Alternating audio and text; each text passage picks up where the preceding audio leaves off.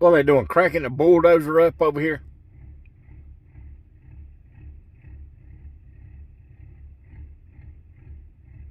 I know y'all hear that. Well, why am I still at the truck stop and not dropping and hooking? Well, stick around and we'll talk about it. Why am I still at the truck stop? Well, my time would have been up yesterday around 10 o'clock. I'm only less than 3 hours from my delivery. Well, unfortunately, they're not a 24-hour delivery. They're 9 to 5, basically. Warehouse. So, I called dispatch, called planner, typed all that in. No response, never come back, except for my OOC. He told me to call him. I called him. He said, well, we'll put all that in. If we don't hear anything back, assume you're going to deliver in the morning. Okay. I said, yeah, I'm trying to deliver and, keep the ball rolling, keep the miles in. He said, well, if you're going back to Wisconsin, you're still not going to get that extra trip on your check. I said, yeah, you're correct. But I was hoping at least get 600 miles up the road, maybe ponder and do a T-call. Well, none of that basically worked out. So I'm sitting at Mount Vernon, about 180 miles away or whatever. Depends on how you want to go back. I've never been back across that 25, going over to Greenville that way. I may get brave and go that way this morning. What else? So that's the reason I'm still at the truck stop. I did go to the dollar store, picked up a few supplies. Coffee was one of them, and they had the McDonald's coffee in the little box, 12 pods, whatever, on sale. They had 2-liter drinks on sale, but I couldn't tote all that stuff. They're across the street, unless I'd got a buggy. If you see them over across the street, that's the building there. But I got what I could tote. I had to get some water and some drink mix and just a few other things. Paper towels. But let's stick around and see how many miles I end up with this week. Which I should have took that reset on Friday instead of went up there and picked that load up.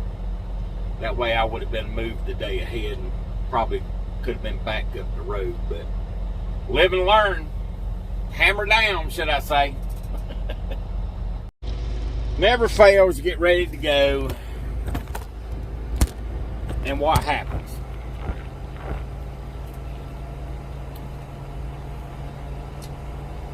Time to regen.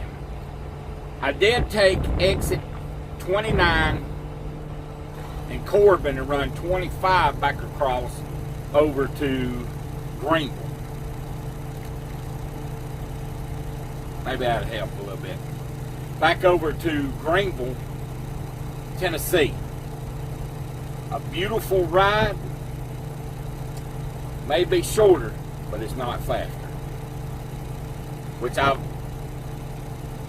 so many years of taking shortcuts and things like that, I know. Stay on the big road.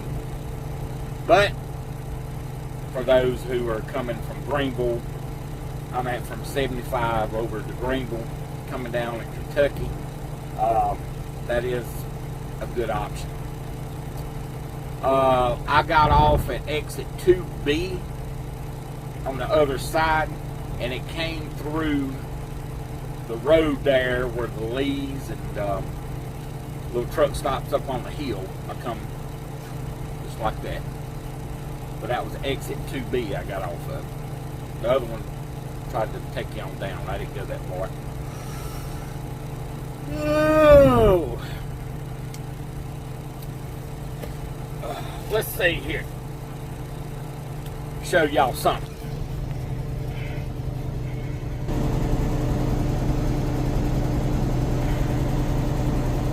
Have any of y'all ever wore compression socks? Well, I don't know if going in and out this elevation or whatever. Figured I'd wire them. And, dang, there's a clock going off. Just missed that. Figured I'd wire them and see what kind of difference maybe they'll feel. So if you see me in the fuel island, don't make fun of me with my knee-high compression socks on. Alright, stick around. Let's see what we'll get into next. I believe that's going to be another high hooker.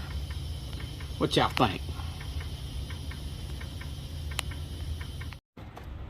Oh, might help if I hit start. Okay, it's about to rain again. I got to start over. High hook. That means you're about that far above the plate. Fifth wheel. It's called a high hook or a hooker. So how to prevent a hooker is, look what kind of trailer you got. Great Dane or a Hyundai. Hyundai, and the different kind of legs on the Hyundais on some other trailers. A Hyundai, you put this thing in high gear and you spool it 27 to 28 times. That's the landing gear.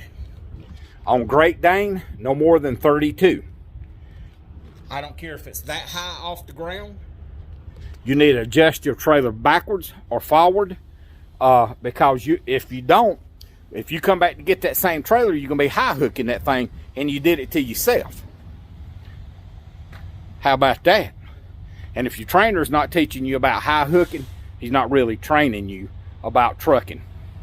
Because that's a pet peeve out here when you do a lot of dropping and hooking, especially for companies like we are working for now.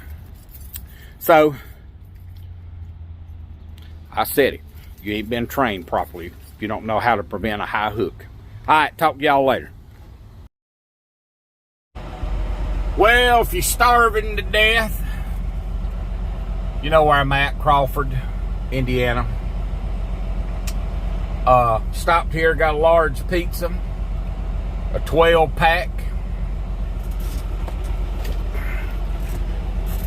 That kind of 12-pack. Well, actually, it's 15-pack.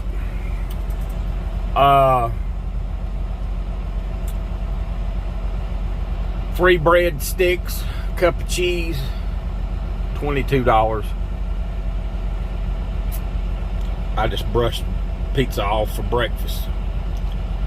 Now, if you want to walk, there's a McDonald's right up there, and something else. Taco Bell across the street. If you feel you can't handle the pizza. That's all I got there. They got personal pans, large pizzas. It'll take about 8 minutes to cook. But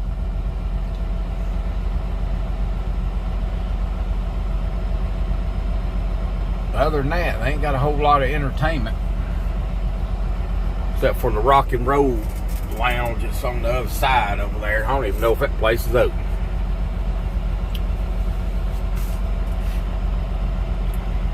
Good place to sleep if you get here early, but Lord have mercy, it packs up pretty quick. All right.